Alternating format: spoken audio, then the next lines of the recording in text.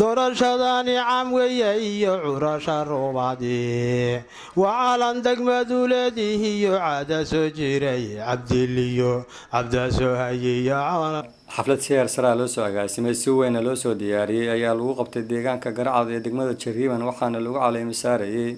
Nabadoon Bashiir Nabadoon Cabdidaahir Nabadoon Cabdilla oo kamid ah nabadoonada Puntland reenti waxaa ka hadlay xafladda caleema saarka Nabadoon wax garad aqoon-yahano ganacsato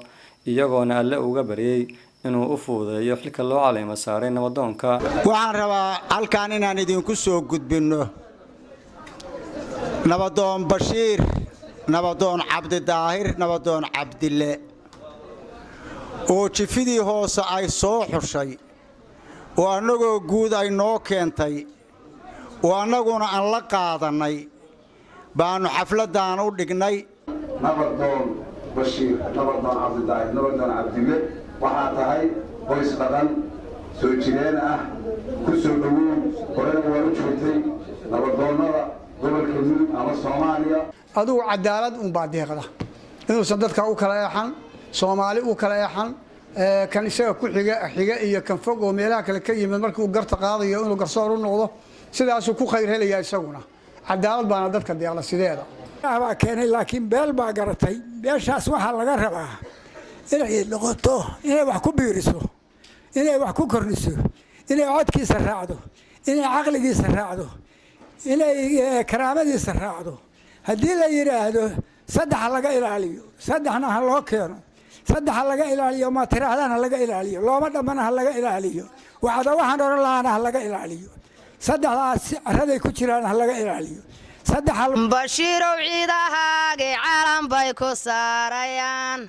Bashiirow ciidahaaga caalam bay ku saarayaan ragiya dumarkiiba waa ku dabaaldegeen ragiya dumarkiiba waa ku dabaaldegeen tolkaayo idil caleemo ku saaraya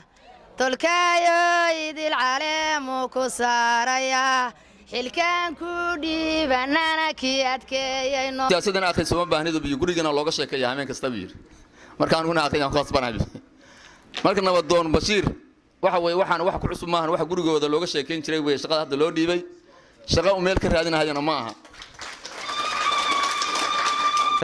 wanaagii ay ummadda uga soo dhaxbaxeen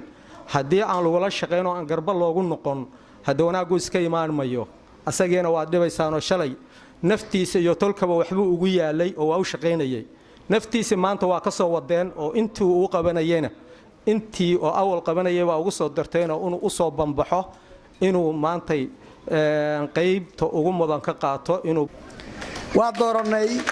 waa nala doorateen ma doorateen ilaahay baa doortay annana waa doorana ilaahay ku karaameeyo xilkaas aad u dhiibateen oo aan u dhiibanay annagana ilaahay waxa naga dhigo kuwii taladiisa qaata oo wuxuu soo jeediyo go'doonkiisa khayr qaata anka la doortay iyo nabadoonnada kala fadhiya waxaan u soo jeedinayaa inay nagu maamulaan oo nagu xukumaan wixii ilaahay raali ka yahay wixii ilaahay raali ka yahay baan doonayaa nagu xukumaan idinku waa badbaadaysaan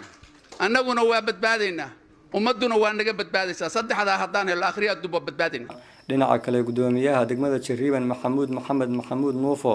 ayaa dhankiisa soo dhaweeyay nabadoonka maanta la caleema saaray Nabadoon Bashiir Nabadoon Cabdidaahir Nabadoon Cabdille Cali Madow sidaan u doorateen banana in la dooranay kan maamul ahaan baa in la dooranay kan dawlad ahaan baa in la dooranay kan ugu dambeyntii Nabadoon Bashiir Nabadoon Cabdidaahir Nabadoon Cabdille ayaa xafladda ku soo afmeeray duco iyo dardaaran xilka aniga la ii doortay waxaan garanayaa inuu culus yahay oo adag yahay oo cadaalad rabo oo sinaan rabo oo ururin rabo oo qodxa bixin rabo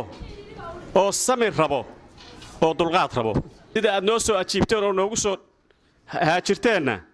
naftiina iyo maalkiina iyo dadkiina ilaahay ha xifdiyo wixii balaa Allah naga xijaabo dambiga